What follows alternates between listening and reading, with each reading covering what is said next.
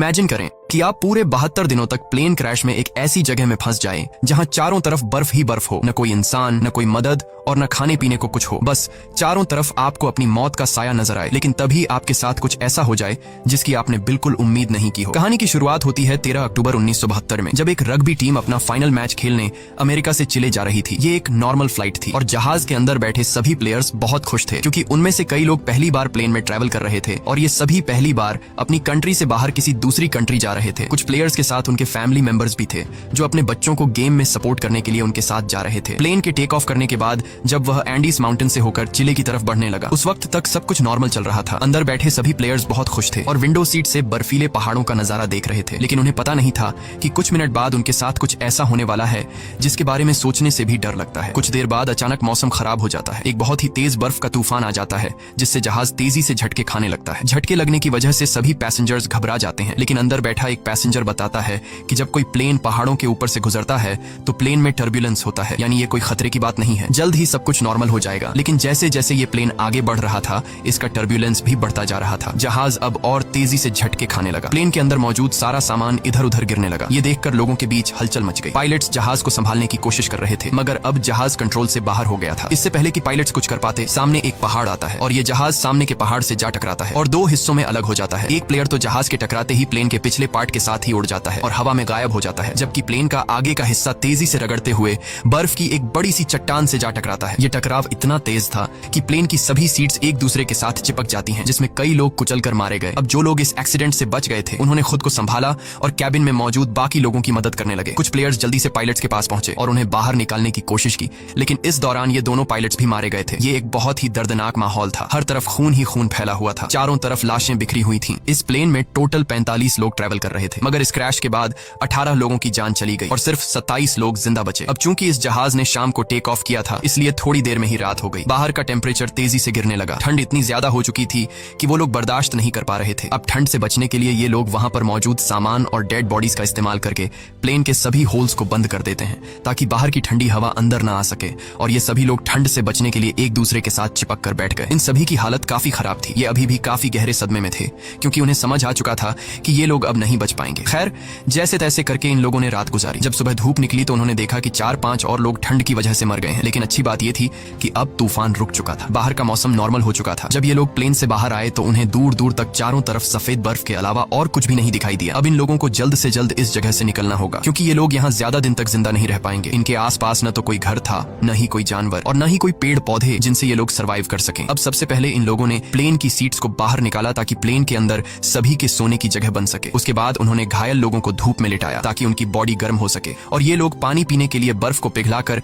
एक एक बूंद करके पानी जमा करने लगे। उसके बाद उन्होंने सभी लोगों का सामान इकट्ठा किया। कोई काम की चीज मिलने पर उसे एक अलग सूटकेस में रखते गए। अब जो लोग इस एक्सीडेंट में मारे गए थे, उनकी बॉडीज को कुछ लोग प्लेन से दूर लाते हैं और उन्हें बर्फ से ढक देते हैं ताकि उन्हें सड़ने से बचाया जा सके। और जब यहाँ मदद पहुंचे तो ये लोग उन डेड बॉडीज को अपने साथ ले जा सके। जब चीजें थोड़ी सुलझ गईं, तो इन लोगों ने सुकून की सांस ली। इन सभी को बहुत ज्यादा भूख लगी हुई थी। अब बचे हुए खाने में से एक एक टुकड़ा सब में बांटा गया। वैसे तो खाने का ये एक टुकड़ा बहुत ही कम था, पर जिंदा रहने के लिए इतना काफी था। हालांकि सब जानते थे कि यह खाना उन्हें तब तक चलाना होगा जब तक उनके पास कोई मदद न पहुंचे। सबको लगा कि अब तक गवर्नमेंट को पता चल चुका होगा कि उनका प्लेन क्रैश हो चुका है और जल्द ही इन लोगों को रेस्क्यू कर दिया जाएगा। इसीलिए वे सब एक साथ बैठकर मदद का इंतजार करने लगे। असल में जिस जगह उनका प्लेन क्रैश हुआ था, वह दरअसल एक वैली थी जिसके चारों तरफ ऊंचे पहाड़ थे, जिस वजह से यहाँ से निकलना इतना आसान नहीं था। अभी ये बातें चल ही रही होती हैं कि तभी ऊपर से प्लेन गुजरता है। प्लेन को देखकर ये सभी जोर जोर से चिल्लाकर अपनी मौजूदगी जाहिर करते हैं, लेकिन इसका कोई फायदा नहीं होता, क्योंकि वो प्लेन काफी ऊंचाई पर था,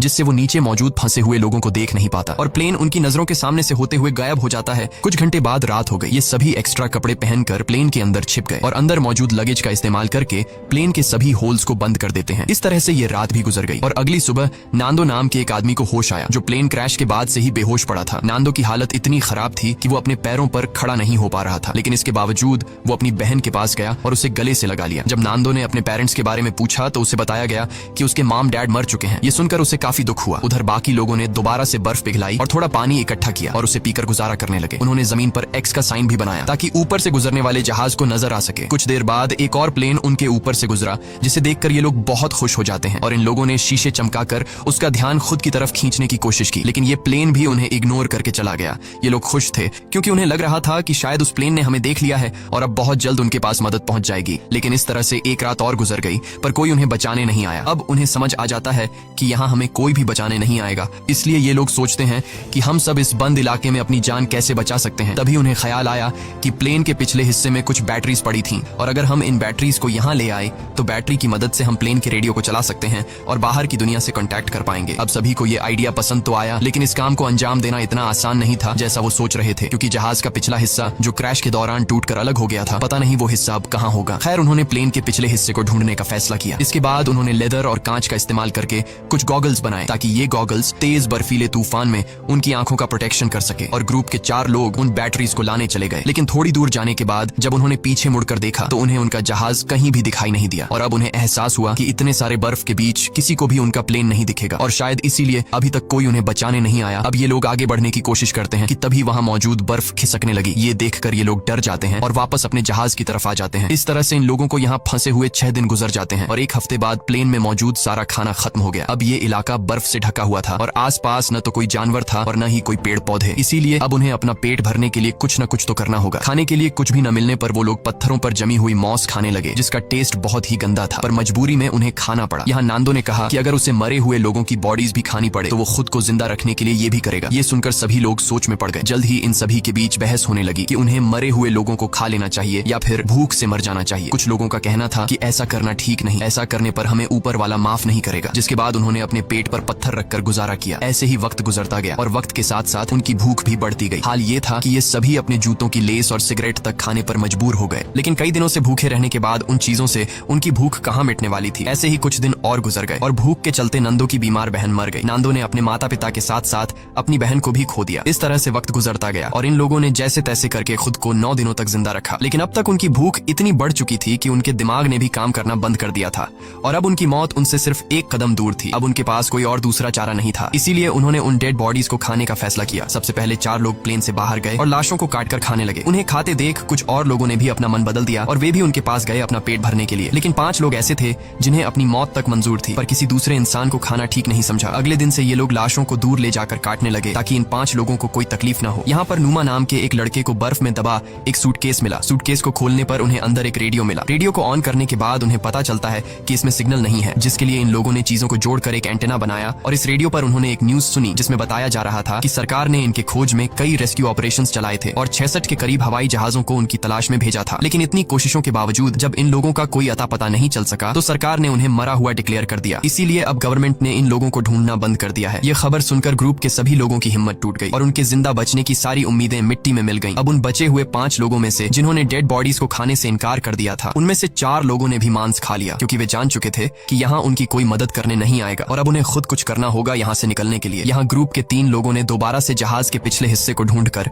उसमें लगी बैटरीज को लाने का फैसला किया ताकि वे उसका इस्तेमाल करके बाहरी दुनिया से कांटेक्ट बना सकें और उन्हें बता सके कि हम अभी भी जिंदा हैं। इसके बाद 3 लोग प्लेन के पिछले हिस्से को ढूंढने निकल पड़े और कई घंटों तक चलने के बाद उन्हें प्लेन के कुछ टुकड़े मिले जिन्हें ये लोग उठा लेते हैं और साथ ही उस खिलाड़ी की लाश भी मिली जो क्रैश के वक्त उनसे बिछड़ गया था। उन्होंने उसकी लाश को दफना दिया और अपना सफर जारी रखा, क्योंकि अब उन्हें भी अंदाजा हो चुका था कि प्लेन का पिछला हिस्सा यहाँ आसपास ही होगा। घंटों की चढ़ाई के बाद ये सभी काफी थक चुके थे और इन बर्फीली हवाओं के चलते उनका सांस लेना भी मुश्किल हो रहा था। जल्द ही रात हो गई और इन लोगों ने एक चट्टान की आड़ में छिपकर रात गुजारने का फैसला किया। अगली सुबह जब उनकी आंख खुली तो ये सभी बर्फ से ढके हुए थे और इन तीनों की हालत काफी खराब थी। ठंड इतनी ज्यादा थी कि उनमें से एक की तो आंखें तक जम चुकी थीं और बाकी दोनों अपने पैरों पर खड़े होने लायक भी नहीं थे। अब उनमें आगे बढ़ने की ताकत तो बिल्कुल नहीं थी, इसीलिए ये सभी प्लेन के बाहर की लोहे की शील्ड पर बैठकर पहाड़ से नीचे उतर आए। इन लोगों को खाली हाथ देखकर पूरे ग्रुप में उदासी छा गई और उस आखिरी बचे आदमी ने भी इंसानी मांस खा लिया और अपनी किस्मत को कोसता हुआ सो गया। ऐसे ही दिन गुजरते गए और इन लोगों ने जैसे तैसे करके खुद को 17 दिनों तक जिंदा रखा। लेकिन यहाँ बुरी बात यह थी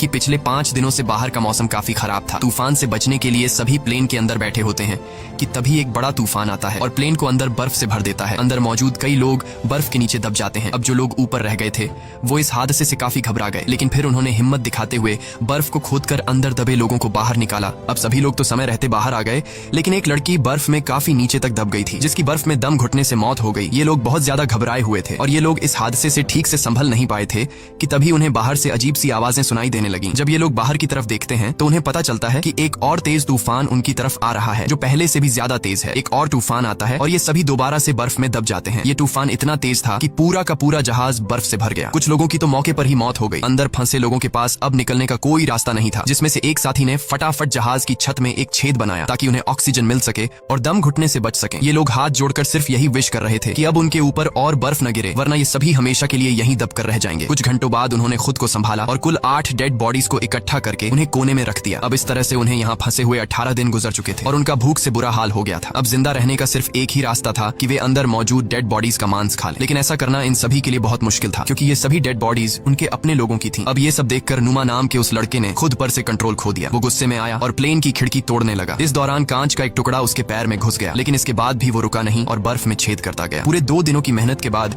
ये सब ऊपर की तरफ छेद करने में कामयाब हुए, जिसके बाद वे सभी बाहर निकल आए। बाहर आकर ये सभी इतने खुश थे जैसे ये सभी मौत की कैद से आजाद हो गए हों। उन्होंने जिंदा बचने की खुशी मनाई और फिर बर्फ खोदकर प्लेन को बाहर निकालने लगे। इस दौरान नुमा नोटिस करता है कि उसके पैर में जो चोट लगी थी उसमें अब कोई दर्द नहीं है, क्योंकि बर्फ ने उसके जख्म को सुन्न कर दिया था। हालांकि वो इस पर ज्यादा ध्यान नहीं देता और बर्फ खोदना जारी रखता है। अब आसमान में सूरज निकला हुआ था, इसलिए उन्हें बर्फ खोदने में ज्यादा परेशानी नहीं हुई और कुछ घंटों में ही जहाज बाहर आ गया। अब धूप काफी अच्छी थी, इसलिए वे सभी प्लेन के पिछले हिस्से को ढूंढने की सोचने लगे, लेकिन उन्हें कोई आइडिया नहीं था कि वे इन बर्फीली रातों का सामना कैसे करेंगे। इसलिए उन्होंने थोड़ा और इंतजार करने का फैसला किया, क्योंकि गर्मियों का मौसम आने वाला था और इस दौरान इस चढ़ाई को पार करना थोड़ा आसान होगा। देखते ही देखते 34 दिन गुजर गए और अब मौसम पहले से थोड़ा बेहतर हो गया। अब जो लोग पहली बार प्लेन की तलाश में गए थे उनकी तबीयत अभी तक खराब थी और वे दोबारा से चढ़ाई करने की हालत में बिल्कुल नहीं थे। कुछ घंटों बाद उन्हें पता चलता है कि उनका एक और साथी भूख के चलते मर गया है। ये देखकर ये लोग बहुत ज्यादा मायूस हो जाते हैं और उसे बर्फ में दफना देते हैं। ऐसे ही 2 दिन और गुजर गए और 36वें दिन उन्होंने फैसला किया कि अगर उन्हें अपनी जान बचानी है तो जहाज के बैक साइड से बैटरीज लाकर बाहरी दुनिया को इन्फॉर्म करना होगा, वरना हम एक एक करके सब मर जाएंगे। जिसके बाद ग्रुप के 4 लोगों ने ऊपर चढ़ाई करने का फैसला किया और उन 4 लोगों के नाम थे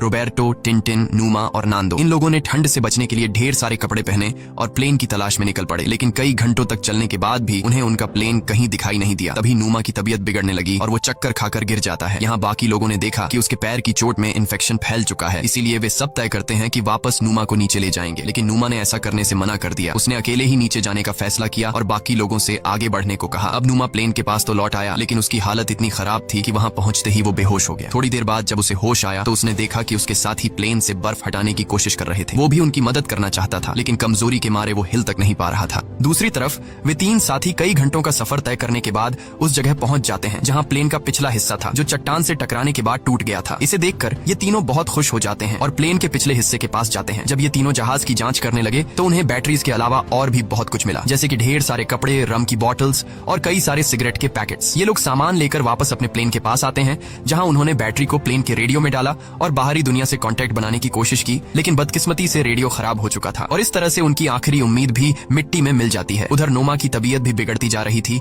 और अब उसका इन्फेक्शन पूरी बॉडी में फैल चुका था। प्लेन से मिला खाना भी अब खत्म हो गया था, इसलिए ये सभी दोबारा से ह्यूमन मीट खाने लगे। नोमा ने खाना पीना बंद कर दिया ताकि बाकी लोगों के लिए ज्यादा खाना बचे, क्योंकि वह जान चुका था कि अब उसकी जान नहीं बचेगी। अब ग्रुप के कुछ लोग एक बार फिर प्लेन के पिछले हिस्से तक गए, इस उम्मीद में कि उन्हें कुछ काम लायक मिल सके। इस बार उनकी किस्मत ने साथ दिया और उन्हें एक वाटरप्रूफ कपड़ा मिला, जिससे जोड़कर उन्होंने एक स्लीपिंग बैग बनाया। इसके बाद उन्होंने रेडियो पर खबर सुनी कि प्लेन क्रैश को 58 दिनों के गुजर जाने के बाद अब सरकार उन्हें ढूंढने के लिए एक आखिरी मिशन चलाएगी। ये खबर सुनकर सभी में दोबारा से जान आ गई और जिंदा बचे रहने की एक छोटी सी उम्मीद मिली। यहाँ कुछ लोगों ने कहा कि हमें यहीं रुककर उनका इंतजार करना चाहिए, जबकि बाकी लोगों ने कहा कि अगर हम यहीं रहेंगे तो कोई भी हमें देख नहीं पाएगा, इसलिए हम में से कुछ लोगों को पैदल चलकर मदद बुलानी चाहिए। रात को नोमा की तबीयत बहुत ज्यादा बिगड़ने लगी। वह अपनी जिंदगी की आखिरी सांसें ले रहा था। मरने से पहले उसने सभी से कहा कि जब मैं मर जाऊं तो तुम सब मुझे अपना खाना बना लेना। ये शब्द कहकर नोमा की मौत हो गई। नोमा के इन आखिरी शब्दों से सबको हिम्मत मिलती है और उन्हें नोमा के पास से एक लेटर मिला। उस लेटर में नोमा ने लिखा था कि वह बहुत खुश है कि वह अपने दोस्तों के बीच मरा,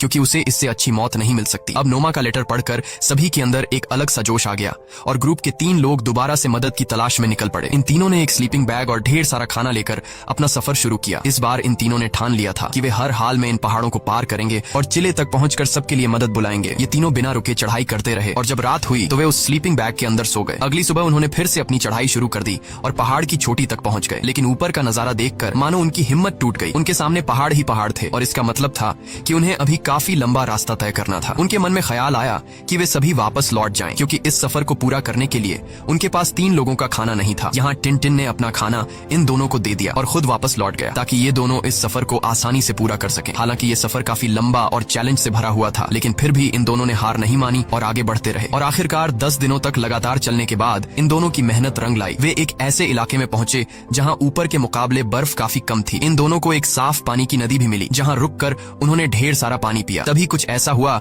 जिसकी किसी ने उम्मीद नहीं की थी। उन्हें घोड़े पर सवार एक आदमी दिखा जो नदी के उस पार खड़ा था। पहले तो इन दोनों को उस आदमी को देखकर अपनी आंखों पर यकीन नहीं हुआ। वे समझ रहे थे कि जैसे वे सपना देख रहे हैं, पर जल्द ही उन्हें एहसास हुआ कि यह भ्रम नहीं बल्कि सच में एक इंसान है। उस आदमी को देखकर उनकी खुशी का ठिकाना नहीं रहा। उन्होंने जोर जोर से चिल्लाकर उस आदमी से मदद मांगी, लेकिन वह आदमी उनकी बात नहीं समझ पाया, क्योंकि वह उनसे काफी दूर था और बहते पानी के शोर में कुछ सुन नहीं पा रहा था। इसलिए उसने एक पेपर और पेंसिल नदी के उस पार फेंकी ताकि ये दोनों लिखकर कुछ बता सकें। और इन दोनों ने उस कागज पर अपनी सारी कहानी लिख दी। कागज पर लिखी सारी कहानी पढ़ने के बाद ये आदमी उस कागज को लेकर सरकारी ऑफिसर के पास पहुंचा, जहां ऑफिसर को भी पता चला कि 2 महीने पहले जिस प्लेन क्रैश में हम लोगों को मरा हुआ समझ रहे थे, उनमें से कुछ लोग अभी भी जिंदा हैं। और खबर मिलते ही सरकार ने इन सभी लोगों को बचाने का मिशन चालू कर दिया। ये आदमी रोबर्टो और नांदो को अपने घर ले आया, जहां उन्होंने पेट भरकर खाना खाया। अब ये खबर पूरे शहर में आग की तरह फैल गई और बहुत जल्द वहां रिपोर्टर्स का मेला लग गया और बर्फीले पहाड़ों के बीच फंसे लोगों ने भी ये खबर रेडियो पर सुन ली, जिससे सभी खुशी के मारे उछलने लगे। इसके बाद उन्होंने अपने हाथ मुंह धोए